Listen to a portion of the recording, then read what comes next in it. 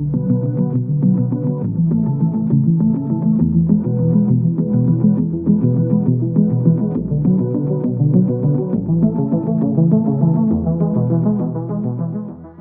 nós vamos conversar com a Carolina Gracitelli. Isso aqui é um papo de oftalmologistas, porque são duas mulheres com toda a sua bagagem de vida, com todo o seu pacote familiar, com todo o seu histórico e discutindo vida de oftalmologista. E eu vou conversar então com a Carolina Gracitelli. Tudo bem, Carol? Tudo bem, doutora Vilma. É um prazer estar aqui. Obrigada pela oportunidade. Eu te convidei, Carol, porque eu acho muito interessante conversar com você, que eu posso fazer um mini currículo rápido dizendo que você é jovem, cientista, uma das melhores glaucomatólogas do mundo, está no ranking das principais publicadoras de ciência em glaucoma no mundo, e você tem uma posição de destaque muito grande. Mas a gente traz conosco vários aspectos pessoais. Então eu queria que você começasse contando para o nosso público como é a sua vida pessoal. Casada? Não? Tem filhos? Como é que é a sua vida pessoal? Obrigada, doutora Vilma. Obrigada pela oportunidade. Eu sou casada com um colega de turma da minha faculdade, então a gente se acompanhou aí em toda essa trajetória médica. Meu marido não é oftalmologista, é ortopedista, então muita gente brinca aí que as especialidades, a mais agressiva da medicina e a mais delicada aí, digo em termos cirúrgicos, se uniram. Hoje eu tenho 2 filhos, 2 meninos, o Gabriel e o Pedro, que muitos já viram aí no meio dos congressos, no meio das atividades acadêmicas. Hoje um tem 6 e outro tem 4, um pouquinho mais fácil aí de lidar com essa rotina familiar e a vida de trabalho. Nós estamos aqui em 2022 conversando, duas médicas oftalmologistas da mesma área, porque nós duas fazemos glaucoma. E, na verdade, se a gente for pensar um pouco há 30 anos atrás, quando eu comecei a fazer glaucoma, a dificuldade de encontrar duas glaucomatólogas que pudessem fazer uma conversa como essa, ou mais médicas, era muito grande. O número de médicas tem aumentado expressivamente. O que mudou, Carol? O que você acha que justifica essa mudança? Você acha que a vida da mulher ficou mais fácil nesse nosso meio? Eu acho que são 2 motivos aí, doutora Vilma. Uma é o meu caminho, eu acho que foi um pouco mais fácil de percorrer do que o seu, porque eu tive em toda a minha formação médica, grandes exemplos aí de mulheres, e aí eu digo nas especialidades clínico-cirúrgicas, né, que a gente faz, que realmente teve uma mudança muito grande, né? Eu acho que antigamente as mulheres iam mais para as especialidades clínicas, né? Mas especialmente as cirúrgicas, como oftalmologia, a gente tinha um pouco mais de dificuldade aí de ganhar espaço. Eu tive, eu acho que uma trajetória um pouco diferente da sua, porque eu tive realmente grandes exemplos. Então, eu cito nomes durante a minha residência, né? Doutora Denise de Freitas, doutora Norma, Luciene, entre milhões aí do Departamento de Oftalmologia da Unifesp que eu fiz parte, e eu sempre me espelhava, né? E aí, quando eu fui para o glaucoma, tive outros exemplos, né? A senhora, doutora Cristiane Rolim, que participou muito da minha formação. Então, a gente sempre acabou se espelhando aí em vocês e vendo que dava certo, né? Que apesar da gente ter esse mundo paralelo aí da vida com filhos, com casa, a gente conseguia continuar tendo uma especialidade clínico-cirúrgica, né? Então, eu acho que esse foi o grande divisor de águas, né? A gente ter grandes exemplos para seguir. E o outro lado é que eu acho que sim, que os homens começaram a ter também um papel muito maior aí na participação. Cada um tem uma constituição familiar, né? Mas eu sei, na minha família, realmente, meu pai tocava a parte financeira e minha mãe sempre tinha aquele papel mais importante em casa. Hoje em dia, não, né? Eu tenho essa facilidade de ter um marido médico, então acaba entendendo esses horários malucos nossos de cirurgia, atendimento, congressos, vidas acadêmicas. Então, eu acho que são esses 2 divisores de água aí, os grandes exemplos que a gente segue, como a senhora, né, que é realmente um grande ícone aí para o glaucoma, E o papel do homem de também, vamos lá, vamos ajudar, que é sua vida, é o seu futuro, é o que você quer também. Então, eu acho que esses são os 2 pontos principais aí. Você falou de uma coisa muito interessante. Então, eu comecei puxando a nossa conversa, mencionando que o número de médicas oftalmologistas vem aumentando muito. Por que ele foi pequeno um dia? Eu acho que isso está embutido em toda essa questão cultural, todas essas mudanças que vêm acontecendo na nossa sociedade. As mulheres estão mais no mercado de trabalho em todas as frentes. Então, hoje a gente encontra mais mulheres em qualquer uma das profissões e na medicina isso sem dúvida se prova, né? E ao longo do tempo a gente vem discutindo isso e você já usou aqui muito elogiosamente falando da inspiração comigo, mas com outras pessoas que eu acho bastante destacadas no nosso meio. E aí você falou servir de exemplo. E eu acho essa é uma das coisas mais interessantes que a gente tem para fazer, que é ser inspirador. Você é um exemplo de inspiração sob vários aspectos, porque tem o lado familiar, tem o lado pessoal, você cuida da sua saúde, eu sei que você é atleta, cuida da saúde, cuida dos filhos pequenos e é cientista. Consegue dividir seu tempo em tudo isso. E à medida em que você vai se expondo dessa forma, você se torna uma pessoa inspiradora. Eu queria que você contasse como é que é essa divisão de tempo, isso é fácil, não é? Como é que você se organiza? Tem um plano de trabalho para realizar tudo isso?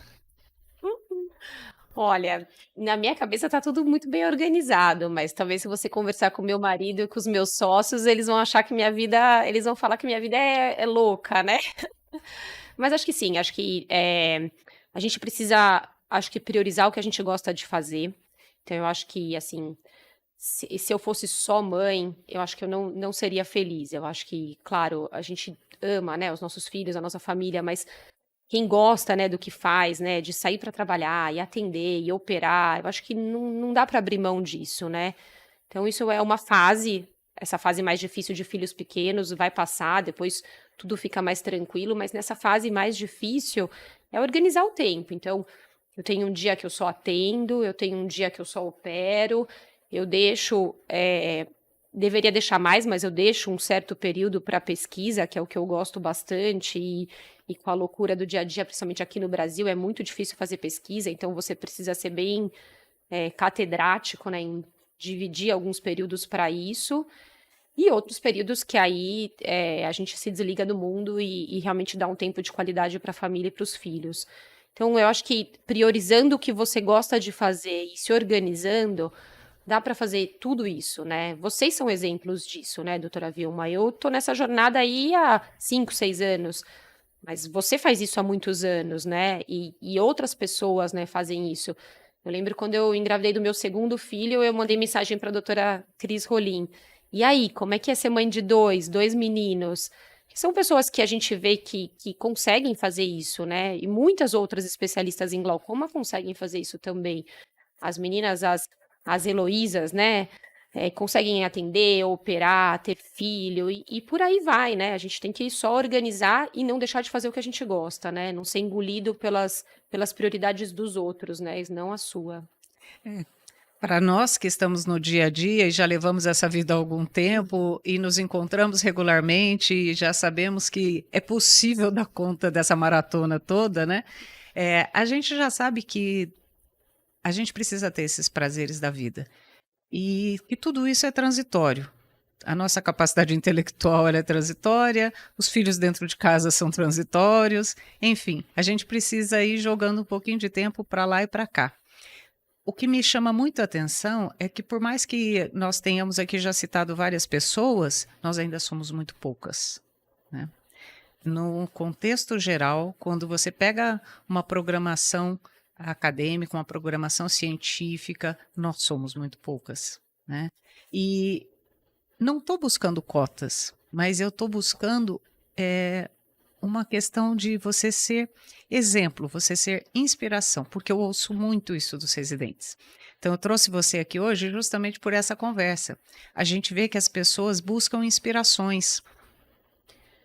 Eu conversava nessa live que eu comentei com uma senhora que faz parte do Conselho Nacional de Saúde, que é uma senhora negra, altamente ativa, com uma capacidade intelectual maravilhosa, numa discussão excelente. E falávamos sobre isso porque ela é negra. E aí a gente dizia quantas pessoas, vou chamar de diferentes, a gente consegue ver em posições de destaque. E o que a gente deseja é ser inspirador aos outros. Muitos residentes nos procuram e falam exatamente isso que você brincou no começo. Ai, que legal ver você aqui. Nossa, eu acho tão legal quando você fala, mas tem uma vírgula que eles dizem aí que eu acho interessantíssima, que é assim, quando você fala, eles te respeitam. A gente está falando de mulheres que não se sentem respeitadas, que não têm espaço para falar, né? Eu acho que esse é um aspecto bastante relevante que a gente precisa ter, né? Mas eu acho que eu estava falando isso com um colega ontem, na hora dos pôsteres. Eu acho que o respeito a gente conquista aos poucos, né? Tijolinho por tijolinho, né? A gente vai fazendo uma coisa aqui, vai fazendo outra ali. É difícil você impor, né? Olha, eu sou mulher, então eu tenho muitas atribuições e eu consigo fazer tanto quanto você. Não, acho que não. Eu acho que é uma coisa natural mesmo, né? A gente vai fazendo, vai conquistando os pacientes do consultório, vai operando casos que vão dando certo.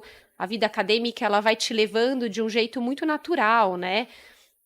Eu sempre gostei de pesquisa, mas eu nunca imaginei que eu fosse fazer vários trabalhos. A gente vai fazendo e vai surgindo as coisas de forma natural, porque as pessoas vão gostando do seu trabalho de uma forma muito natural e vão te respeitando cada vez mais, né? É um espaço que é muito mais conquistado pouco a pouco do que impondo, né? Exatamente. A gente não planeja tanto assim, né? Ninguém diz assim, aos 10 anos, após 10 anos de formado, estarei fazendo isso, ou aos 20, né? Mas as coisas vão acontecendo naturalmente. E é importante isso, que a gente busque respeito no nosso ambiente de trabalho, nas nossas atividades, né? E essa questão da inspiração que ela comentou foi muito legal, porque ela falou assim: imagina, nós temos hoje mais mulheres, não temos colegas negros. Isso é um número muito baixo. Sim. Eu espero que essa diversidade se amplie. E quando uma menininha entra num consultório e é atendida por uma médica, aquela médica a inspira. Ela pode dizer: eu quero ser médica também.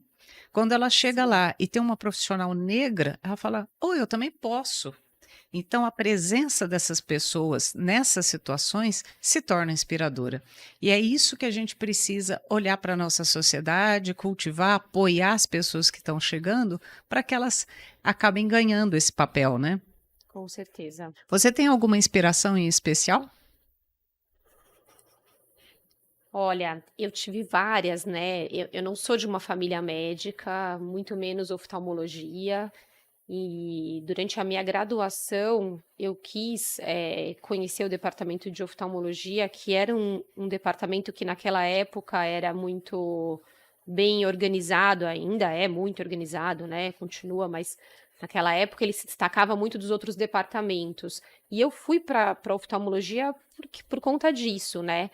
E eu fiz oftalmologia realmente inspirada, eu falo isso para todos os professores lá do departamento, pelas aulas que a gente tinha, né, e eu fui puxada na graduação realmente para fazer oftalmologia, por conta dessas pessoas que me inspiravam muito, não era uma coisa que eu entrei na faculdade e falei: "Ah, eu quero fazer uma especialidade clínico-cirúrgica, porque não quero só atender, eu não quero só operar", não, foi porque realmente aqueles professores naquele momento me inspiravam muito, né.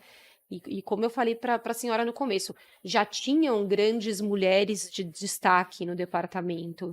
Então não era uma coisa assim que bem menos, como você falou, mas já tinham mulheres muito fortes, né, que hoje são ícones, né, da oftalmologia em diversas subespecialidades. E é exatamente isso, é você olhar para a pessoa e falar: "Meu Deus, eu quero ser igual a ela", né. É uma coisa e durante a minha residência, quando eu estava na dúvida de qual especialidade, fazer, isso foi muito emblemático também. Fui visitar algumas mulheres e homens, né, que atendiam, mas, isso ficou muito marcado. Eu fui atender junto com a Eliana Forno, né, que faz oculoplástica. E os pacientes entravam e saíam, assim, encantados com ela, assim, fascinados. E eu lembro que eu falei: "Ah, eu quero ir atender um dia com você, porque eu tô na dúvida do que fazer, qual subespecialidade". Dela eu lembro que ela me falou assim: "Mas Carol, consultório, vem um dia nas cirurgias, é tão mais dinâmico, mais legal". Eu falei: "Não, eu quero ver como é o seu dia a dia, né, de cirurgia eu já sei, né, eu já tinha visto as cirurgias com ela". E eu realmente saí de lá encantada, lembra muito isso que você está falando, eu saí de lá falando: "Meu Deus, eu quero ser como ela", né, os pacientes saíam de lá felizes, satisfeitos e era um vínculo que ela criava, e realmente foi muito inspirador para mim. É isso. Muito bom. Eu acho que você também já deu várias dicas aqui hoje. Divisão de tempo, né? Foi lá no Sim. começo quando a gente falou, dá para fazer tudo, nem todos os dias, mas a gente tenta, né? Nem com tanta tranquilidade. Essa inspiração e você mostrou um caminho também, né? Quer dizer, quando você está querendo saber o que você vai fazer, quando você está ali, vou para essa subespecialidade, não vou, você né, buscar pessoas, conhecer o dia a dia daquele profissional, como ela trabalha, como aquilo funciona, é uma alternativa legal para a gente poder se posicionar, né, em relação ao que a gente vai querer. E tem muitas outras aspectos nessas conversas e nessas nossas relações, né? Mas eu fiquei muito feliz de contar com você aqui hoje. Eu trouxe a Carol porque eu tinha certeza que ela daria para a gente essa visão ampla de como é a formação para a gente chegar até esse ponto. E a Carol é uma dessas pessoas inspiradoras, né?